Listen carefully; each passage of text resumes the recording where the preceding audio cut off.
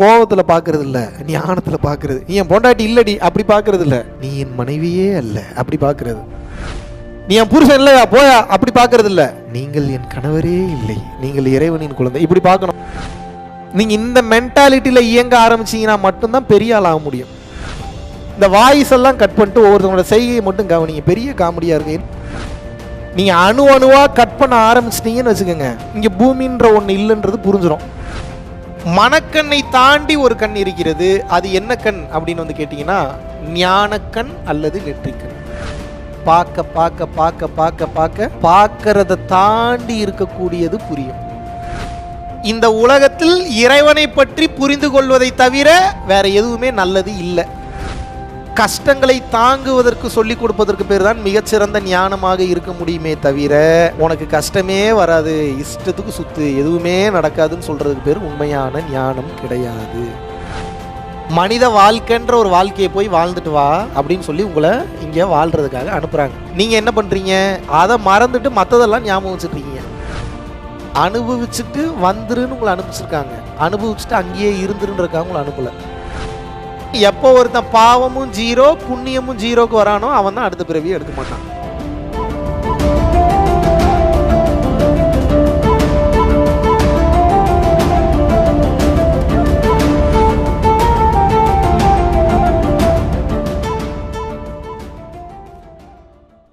எல்லாருக்கும் வணக்கம். நான் இந்துமதி மணிவண்ணன், பெரம்பலூர் டிஸ்ட்ரிக்ட்லேருந்து வரேன். இன்னும் நான் வந்து மெடிடேஷன் அதெல்லாம் வந்து நான் ஸ்டார்ட் பண்ணல. எப்படி பண்ணணும் அப்படிங்கிறது நான் இன்னும் ட்ரை பண்ணவே இல்லை. சரி, தீட்சை பண்ணிவிட்டு அதுக்கப்புறம் பண்ணலாம் அப்படிங்கிறது. இங்கே வந்ததுக்கப்புறம் எனக்கு எப்படி இருக்குன்னா, எனக்கு 2 குழந்தைங்க இருக்காங்க. 12 வயசில் ஒரு பையன், 7 வயசில் ஒரு பொண்ணு இருக்கா. அவங்களுக்கு வந்து எப்படி வந்து வெறும் ஸ்டடீஸ் மட்டும் கொடுக்க வேண்டாம், லைஃப் டிசிப்ளின் இந்த மாதிரியான இதை வந்து சின்ன வயசுலேருந்தே சரி சொல்லிக் கொடுக்கலாம் அப்படிங்கிற விஷயம்லாம் வந்து இங்கே வந்து லேர்ன் பண்ணிக்கிட்டேன். நான் வந்து இது வரைக்கும் லேர்னிங்காக இருந்ததே தவிர நான் வந்து ப்ராசஸாக பண்ணலை. இனிமேல் கண்டிப்பாக பண்ணணும். குழந்தைங்களுக்கும் வந்து சின்ன வயசுலேருந்தே சொல்லணும் அப்படிங்கிறது ரொம்ப ஸ்ட்ராங்காக எனக்கு இதாக இருக்குது. அவங்களுக்கும் போயிட்டு அதை இன்ட்யூஸ் பண்ணணும் அப்படின்னு நினைக்கிறேன். நல்லதே நடக்கும், நல்லதே நடக்கும். மகிழ்ச்சி.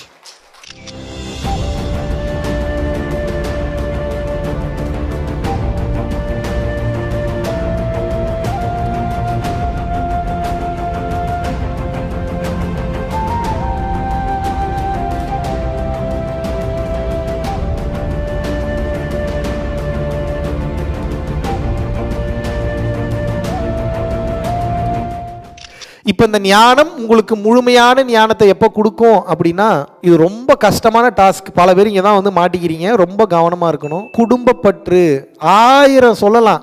இவள் என் மனைவி இல்லை அப்படின்னு பார்க்க முடியுமா? கோபத்தில் பார்க்கறது இல்லை, ஞானத்தில் பார்க்கறது. நீ என் பொண்டாட்டி இல்லடி அப்படி பார்க்கறது இல்லை, நீ என் மனைவியே அல்ல அப்படி பார்க்கறது. நீ என் புருஷன் இல்லையா போயா அப்படி பார்க்கறது இல்லை, நீங்கள் என் கணவரே இல்லை, நீங்கள் இறைவனின் குழந்தை இப்படி பார்க்கணும். முடியுமா? பார்க்கணும், இல்லைன்னா வலிக்கும். இது என் கணவன் இல்லை, அந்த புரிதல் வரணும். இது என் பிள்ளை இல்லை, அதுக்காக அந்த கணவனுக்கும் குழந்தைக்கும் மனைவியை எதுவும் பண்ண வேணான்னு சொல்ல. நான் என்ன சொல்றேன், நீங்க ஒரு பால் பண்ண நடத்திட்டு இருக்கீங்க. எவ்வளவு பிஸி வேலை இருந்தாலும் காலையில எந்திரிச்சு பால் கறந்து போய் அந்த 50-60 பேருக்கு பால் ஊத்துவீங்களா மாட்டீங்களா? அதுபோல நீங்க ஒரு கடமையை இன்று வந்து தெளிவா ஆழமா உணர்ந்துக்கணும், புரிஞ்சுக்கணும். அந்த கடமை என்ன அப்படின்னா, நான் பிறந்ததே இன்னொரு உயிருக்கு உதவி பண்றதுக்கு தான் பிறந்திருக்கேன். நீங்க இந்த மென்டாலிட்டியில இயங்க ஆரம்பிச்சீங்கன்னா மட்டும்தான் பெரிய ஆள் ஆக முடியும். பெரிய ஆள்னா எதுல? அருள் உலகத்தில் சொல்கிறேன். இங்கே நம்மால் செய்ய முடிவதற்கு எதுவுமே இல்லை, அனைத்தும் இறை செயல். அது இருக்கிற வரைக்கும் அது நம்ம உடம்பை பயன்படுத்தி அதுதான் ஏதோ பண்ணுது. நீங்கள் என்ன பண்ணணும்?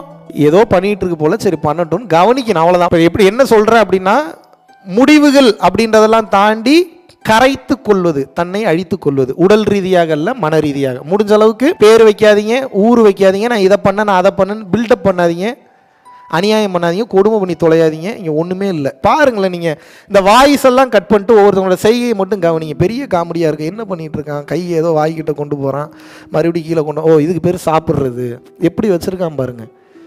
நீங்கள் அணுவாக கட் பண்ண ஆரம்பிச்சிட்டிங்கன்னு வச்சுக்கோங்க, இங்கே பூமின்ற ஒன்று இல்லைன்றது புரிஞ்சிடும். இப்போ நான் பேசக்கூடிய சப்ஜெக்ட் பூரா போலி அறிவியல் போல தோன்றும், ஆனால் இது சியூடோ சயின்ஸ் கிடையாது. This is a quantum science. மெய்யியல் அப்படின்னு போயிட்டீங்கன்னாவே முழுக்க முழுக்க அது எதை சம்மந்தப்பட்டது அப்படின்னு வந்து பார்த்தீங்கன்னா, குவாண்டம் சயின்ஸ், குவாண்டம் ஃபிசிக்ஸ் எப்படி வேணாலும் சொல்லலாம். மனித அறிவினால் கண்டுபிடிக்கப்பட்ட நிரூபிக்கப்பட்ட விஷயங்கள் வரைக்கும் என்னன்னு சொல்றோம்னா அறிவியல் அப்படின்னு வந்து சொல்றோம். அறிவியல்னாலேயே ப்ரூவ் பண்ண முடியாத, அறிவியல்னால கண்டுபிடிக்க முடியாத, அறிவியல்னால அளவீடு செய்ய முடியாத இந்த விஷயத்தை என்ன சொல்கிறோம் அப்படின்னா குவாண்டம் டைமென்ஷன் அப்படின்னு சொல்கிறோம். வெறும் கண்களால் பார்க்க முடியாது. இந்த அகக்காட்சியை எதன் மூலமாக காண்கின்றீர்கள் என்றால் மனக்கண்ணை வைத்து காண்கின்றீர்கள். மனக்கண்ணை தாண்டி ஒரு கண் இருக்கிறது. அது என்ன கண் அப்படின்னு வந்து கேட்டிங்கன்னா ஞானக்கண் அல்லது நெற்றிக்கண், எப்படி வேணாலும் சொல்லலாம். இப்போ நீங்கள் என்ன பண்ணணும்னா சொல்லிடலாமா சீக்கிரட்டை? இவ்வளோ நாள் எந்த கண்ணில் பார்த்துட்டு இருந்தீங்க? இந்த 2 கண்களால் பார்த்துட்டு இருந்தீங்க. மனக்கண்லையும் பார்த்துட்டீங்க, நிறையா சோகப்பட்டது கண்ணீர் விட்டது தான் மிச்சம், வேற ஏதாவது மிச்சமா? நெற்றிக்கண் அல்லது ஞானக்கண்ணினால் இனிமேல் ஒவ்வொன்றையும் பார்க்கணும். நீங்கள் எப்போது நெற்றிக்கண் அல்லது ஞானக்கண்ணினால் பார்க்க ஆரம்பிக்கிறீங்களோ பார்க்க பார்க்க பார்க்க பார்க்க பார்க்க ஒரு கட்டத்துக்கு மேலே பார்க்கறத தாண்டி இருக்கக்கூடியது புரியும். இவ்வளோ நாள் எதை வச்சு பார்த்துட்டு இருந்தீங்க? இந்த 2 கண்ணை வச்சு பார்த்துட்டு இருந்தீங்க. இது அம்மா யாருன்னு சொல்லிச்சு, அப்பா யாருன்னு சொல்லிச்சு, அண்ணன் யாருன்னு சொல்லிச்சு, தம்பி யாருன்னு சொல்லிச்சு, புத்தக படிப்புனா என்னன்னு சொல்லிச்சு, வேலைன்னா என்னன்னு சொல்லிச்சு, வருமானம்னா என்னன்னு சொல்லிச்சு, லைஃப்னா என்னன்னு சொல்லிச்சு. சரி, ஓகே, நிம்மதியாக இருந்திருக்கணுமே, ஏன் இல்லை?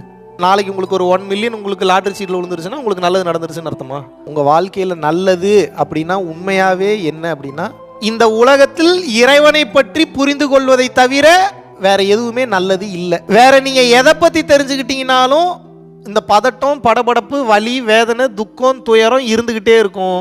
தெரிஞ்சுக்க வேண்டிய ஒன்றை தெளிவாக தெரிஞ்சுக்கிட்டீங்க, புரிஞ்சுக்கிட்டீங்க, உணர்ந்துக்கிட்டீங்க அப்படின்னா இது எதுவும் இருக்காது. இதெல்லாம் இருக்கும், ஆனால் எதுவுமே உங்களுக்கு பாதிப்பை கொடுக்காது. ஒரு நல்ல ஞானம் என்பது ஒரு நல்ல ஞானியை உருவாக்கும். கஷ்டங்களை தாங்குவதற்கு சொல்லிக் கொடுப்பதற்கு பேர் தான் மிகச்சிறந்த ஞானமாக இருக்க முடியுமே தவிர உனக்கு கஷ்டமே வராது, இஷ்டத்துக்கு சுத்து, எதுவுமே நடக்காதுன்னு சொல்றதுக்கு பேர் உண்மையான ஞானம் கிடையாது. ஞானம்னா என்னன்னா தெளிவுன்னு அர்த்தம். தெளிவுனா என்ன? காரை ஸ்டார்ட் பண்ணுறீங்கன்னா எங்கே லெஃப்ட் வரும், எங்கே ரைட்டு வரும், எங்கே ஸ்பீடு பிரேக்கர் வருதுன்னு தெரிஞ்சு கார் ஓட்டணும். இல்லாட்டினா ஓட்டக்கூடாது. ஏன்? ஆக்சிடென்ட் ஆயிரும், உயிர் போயிடும். அப்போது ஒரு மனுஷன் நல்ல டிரைவராக இருக்கான் அப்படின்னா காரே ஸ்டார்ட் பண்ணால் உட்காந்து காரை வேடிக்கை பார்த்துட்டு இருந்தால் நல்ல டிரைவரா?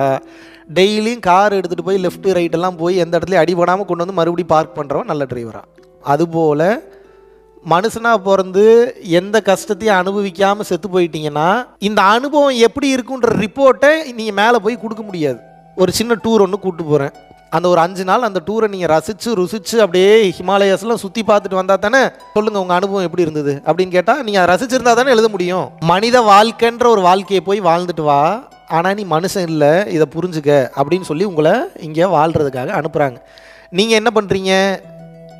வந்த உடனே ஞாபகம் வைக்க வேண்டியதை ஞாபகம் வைக்கிறத விட்டுட்டு அதை மறந்துட்டு மற்றதெல்லாம் ஞாபகம் வச்சுட்ருக்கீங்க. இறைவனின் இந்த பறந்து விரிந்த இந்த படைப்பை, பறந்து விரிந்த இந்த அற்புதமான இந்த விஷயத்தை அனுபவித்து பார்த்தால் எப்படி இருக்கும் என்று நீங்கள் நினைத்தீர்கள். அதனால இறைவன் என்ன பண்ணுறாருன்னா, நான் படைச்ச மொத்தத்தையும் அனுபவிக்கிறது உன்னால் அவ்வளோ சீக்கிரம் முடியாது ராஜா, முதல்ல கொஞ்சோண்டு போய் அனுபவிச்சுட்டு வா அந்த உலகம் எப்படி இருக்குன்னு சொல்லி படைச்சு கையை கொடுத்து, காலை கொடுத்து, கண்ணை கொடுத்து, பார்க்கறதுக்கு கொடுத்து, அறிவை கொடுத்து, நல்லது கெட்டதை சொல்லி கொடுத்து, எப்படி வாழணுன்றதை கொடுத்து, உங்களுக்கு சாப்பாடு கொடுத்து, காற்றை கொடுத்து, சூரிய வெளிச்சத்தை கொடுத்து, நல்ல மண்ணை கொடுத்து, நல்ல மக்களை கொடுத்து, உதவுறதுக்கு நல்ல அறிவுரைகளை கொடுத்து, நல்ல உபதேசங்களை கொடுத்து, நல்ல ஞானியர்களை கொடுத்து உங்களை வழி நடத்தி கொண்டு போயிட்டே இருக்காங்க. இது எத்தனை காலமாக நடக்குது? பூமி என்ற ஒன்று தொடங்கியதிலிருந்து நடந்து கொண்டிருக்கிறது. நம்ம என்ன பண்ணுறோம்? கற்றுக்க வேண்டியதை மறந்துட்டு மீதியெல்லாம் கற்றுக்கிட்டு மறுபடியும் பிறந்துக்கிட்டு இருக்கோம். அனுபவிச்சுட்டு வந்துருன்னு உங்களை அனுப்பிச்சிருக்காங்க, அனுபவிச்சுட்டு அங்கேயே இருந்துருன்றக்காக உங்களை அனுப்பலை. இல்லைங்க எனக்கு அது பரிச்சயம் இல்லாத இடமா இருக்குது. இல்லை பரிச்சயம் இல்லாத இடமாக இருந்தாலும் நீங்கள் தான் வந்தாகணும். இல்லை அங்கே எனக்கு சாப்பாடு கிடைக்குமான்னு தெரில, சாப்பாடே கிடைக்கலனாலும் நீங்கள் தான் வந்தாகணும். கண்ணுக்கே தெரியாத துகள்களில் இருக்கக்கூடிய கர்ம பதிவுகளை அழிக்கணும்னு போராடி இந்த பிறவி எடுத்து வந்திருக்கீங்க. அது எவ்வளோ பெரிய வேலை! அது ஒரு செக்கில் எண்ணெய் ஆட்டி எடுக்கிறதுக்கே ஒரு 2-3 மணி நேரம் ஆகுது. நீங்கள் செஞ்ச பாவத்தை நான் எந்தவித பலனும் இல்லாமல் அதை நான் கரைக்கணும்னு நினைக்கிறீங்க. நிறைய பாவம் நிறைய புண்ணியங்களை செய்து அதை அனுபவித்து இந்த சர்க்கிளில் வளர்ந்த ஒருத்தன் எப்போ ஒருத்தன் பாவமும் 0 புண்ணியமும் 0க்கு வரானோ அவன் தான் அடுத்த பிறவியை எடுக்க மாட்டான். இது எவ்வளோ பெரிய வேலை! அது ஜனவரி 26ஆம் தேதி மலேசியாவில் இருக்கக்கூடிய செரம்பான் அப்படின்ற பகுதியிலையும் வந்து பார்த்தீங்க அப்படின்னா பரம்பொருள் யோகம் ஒரு நாள் நேரடி வகுப்பு வந்து கண்டக்ட் பண்ணுறோம். விருப்பப்படக்கூடிய நபர்கள் கீழே உள்ள கான்டாக்ட் நம்பருக்கு கான்டாக்ட் பண்ணி உங்களது பெயரை முன்பதிவு செய்து கொள்ளலாம். கல்யாணங்களுக்கு போகும்போதோ இல்லை ஒரு ஃபங்க்ஷனுக்கு போகும்போதோ ஒரு குழப்பம் இருக்கும். சரி, நம்மளை கூப்பிட்டாங்க, இவங்களுக்கு என்னடா நம்ம போய் gift பண்ணலாம். நம்ம பரம்பொருள் ஃபவுண்டேஷனோட முக்கியமான சில வீடியோஸ் நீங்கள் டவுன்லோட் பண்ணி வச்சுட்டு ஒரு பென்ட்ரைவில் போட்டு புதுசாக திருமணம் ஆகக்கூடிய அந்த தம்பதிகளுக்கு கொடுக்கலாம். என் வீடியோவை தான் கொடுக்கணும்னு நான் சொல்ல மாட்டேன். மெய்ஞானம் சம்பந்தமான சில விஷயங்கள் யார் மிக சரியாக பேசுகிறாங்கன்னு நீங்கள் நினைக்கிறீங்களோ அவர்களுடைய வீடியோவை காப்பி பண்ணி கொண்டு போய் கொடுங்க. இதுதான் அவர்களுக்கு உண்மையான பொக்கிஷம், உண்மையான ட்ரெஷர்.